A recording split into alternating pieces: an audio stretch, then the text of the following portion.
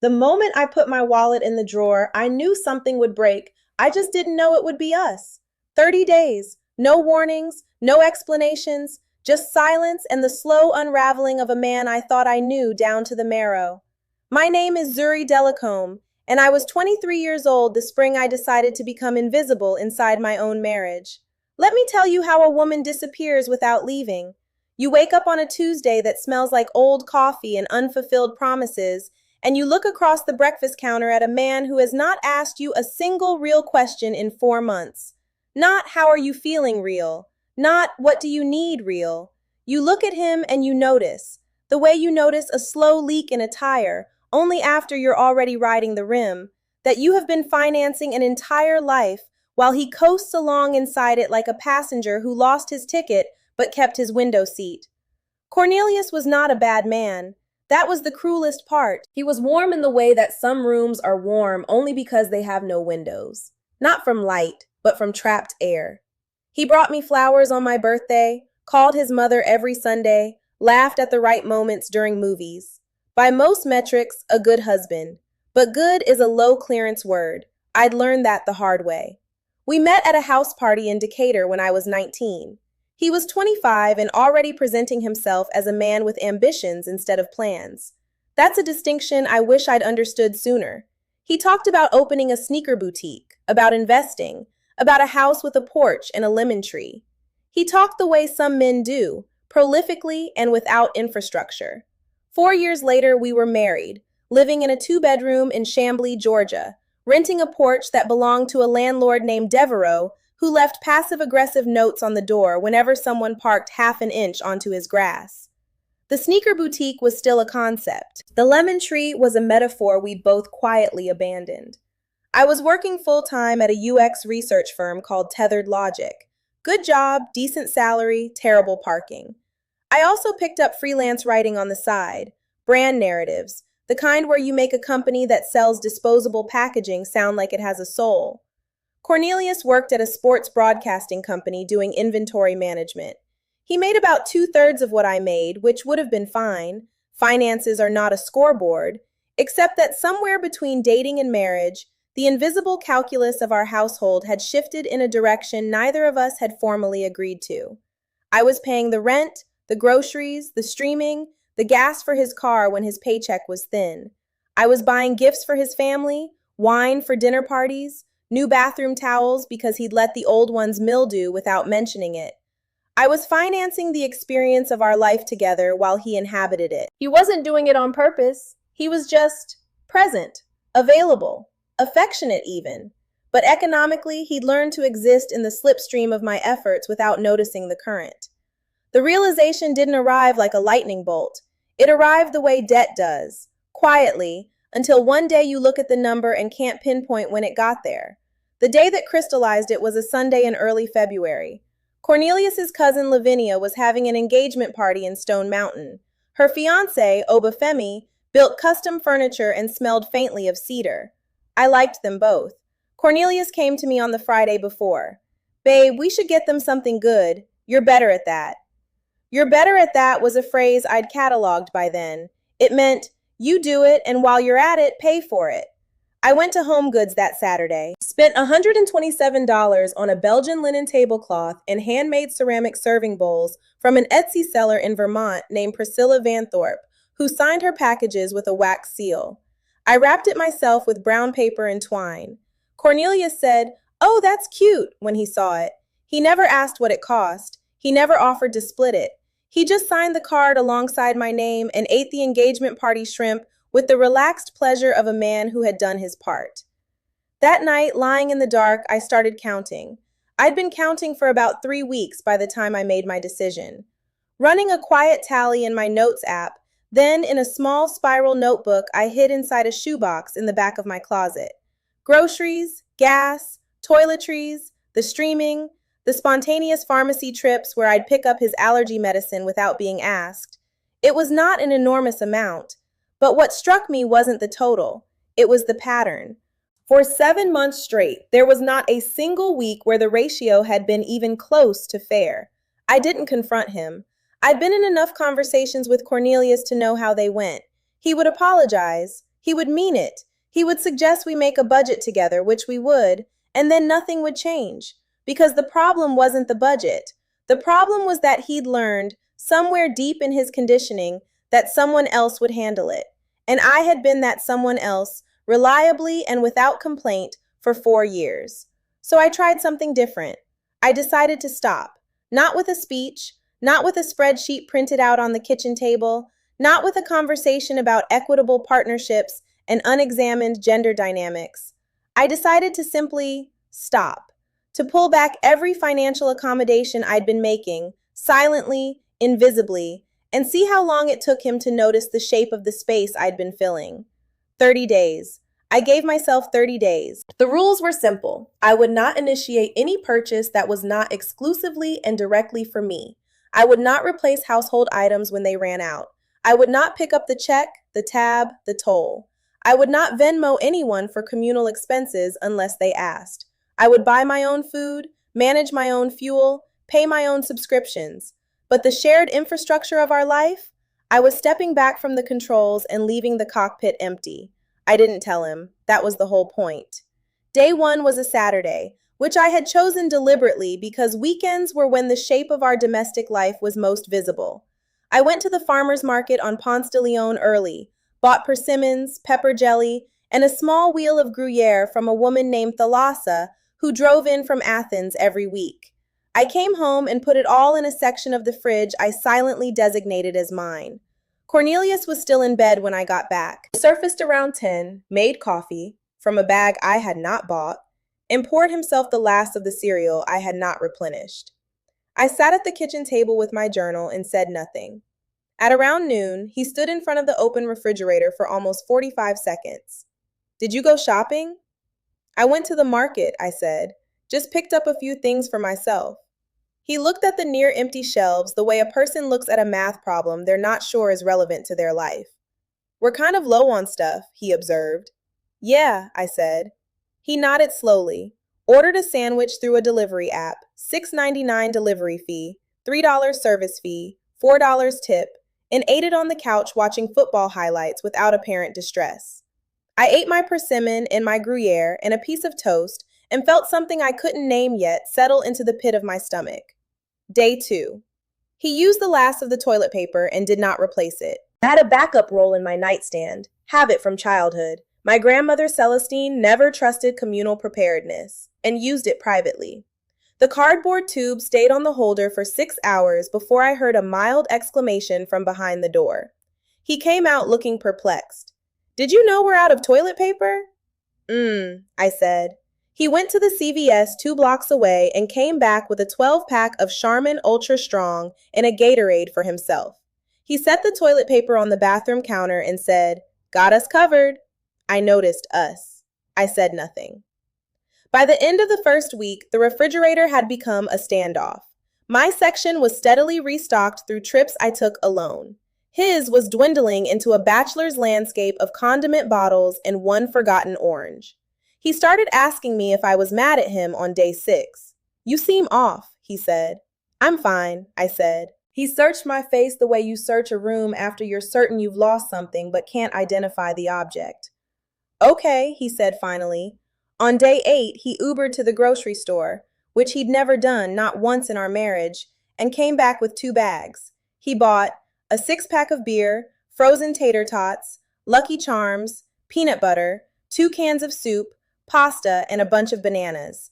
He looked genuinely proud of himself, the look of a man who had navigated a complex bureaucracy and emerged victorious. "I got some stuff," he said. "I see that," I said. He waited for praise or at minimum gratitude, the reflexive acknowledgement that turns a baseline obligation into a generous act. I gave him a warm smile and went back to my book. The silence bothered him more than I expected. Week 2 introduced a new variable, social obligations. His work friend, a gregarious man named Ptolemy, was celebrating a promotion and had organized a dinner at a restaurant in Midtown called Saffron Theorem, tasting menu starting at $95 a person before wine. Cornelius mentioned it casually. "Peto's dinner is Saturday, we should go." "That sounds fun," I said. "You going?" I figured we'd both go. "Sure, I'll see if I can make it work," I said. What I did not say, I'm not paying for your dinner this time. What I did not do, immediately calculate whether we could afford it, a calculation I always did silently and alone, which I now recognized as invisible labor I'd been performing for years. Saturday came. Saffron theorem was deliberate in its beauty. Exposed brick, pendant lights like inverted goblets, a sommelier named Adeze who talked about terroir with the intensity of someone describing a relationship. When the check came, Cornelius reached for it, looked at it, set it down, looked at me. Did you bring your card? He said. I have mine, yeah. You need it? I wasn't sure if we were splitting or… It's your friend's celebration, I said pleasantly. I figured you were treating. He picked up the check. He paid it, all of it.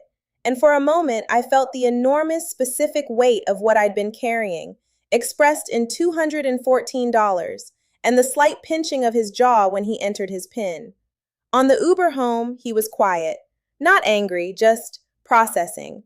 That face, usually pointed at a sports broadcast or a work problem, was turned inward. I found it both satisfying and tender. Day 17. He sat down across from me at the kitchen table on a Sunday morning with 2 cups of coffee. He'd made mine without being asked, with the right amount of oat milk, which he'd bought himself, and said, "Can I ask you something?" "Sure," I said.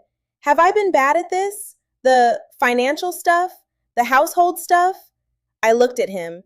He was not performing the question. His hands were around his mug, and his elbows were on the table, and his face had the particular vulnerability of a man who had recently spent a week noticing things he'd never had to notice before. I didn't give him the spreadsheet speech. I didn't say, "Let me tell you what I've spent in the past 7 months." I said, "What made you think about that?"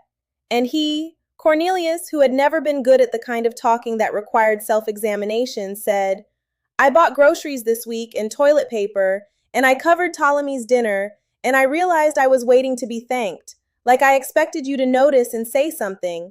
And then I thought, do you wait for that? Have you been waiting for that? Because I don't think I thanked you." The quiet that followed that sentence was not uncomfortable.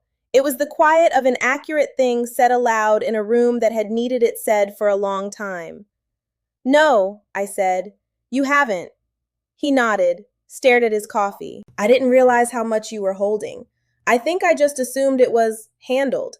I didn't think about who was handling it." "I know," I said. "That's not okay." "No," I agreed. "It's not." He looked up at me. "Are you mad at me?" I thought about it honestly. I was. I'm less mad now than I was 4 weeks ago. He caught that. The specificity of 4 weeks. He was quiet for a moment, and I watched him do the math. "Is that when you stopped?" "Stopped what?" "Covering everything." I took a sip of my coffee. "What do you think?" He made a sound, not quite a laugh, not quite a sigh, somewhere between them, and put his face in his hands for a moment. When he looked up, his expression was something I'd rarely seen on him, chastened and clear-eyed at the same time, like a person who'd taken off glasses they didn't know they were wearing. "God, Zuri," he said. "Yeah," I said. "You should have told me." "I tried," I said. "Not this way, but I tried. You didn't hear me." He absorbed that without pushing back, which was itself a change. The Cornelius of even 3 months ago would have said, "I never heard you say anything about this," and technically, in the literal word sense, he might have been right. I hadn't come to him with a prepared statement and a line item breakdown. I'd mentioned it sideways, in small expressions of exhaustion, in the pause before I handed over my card again. He'd heard none of it, but he was hearing this. "What do you need?" he said. It was such a simple question, the exact question I'd wanted him to ask for so long that hearing it felt almost disorienting, like a sound you've been straining to catch finally arriving so clearly you're not sure it's real. "I need it to be equal," I said. "Not in a calculated way, not a spreadsheet. I don't want us to become an accounting firm.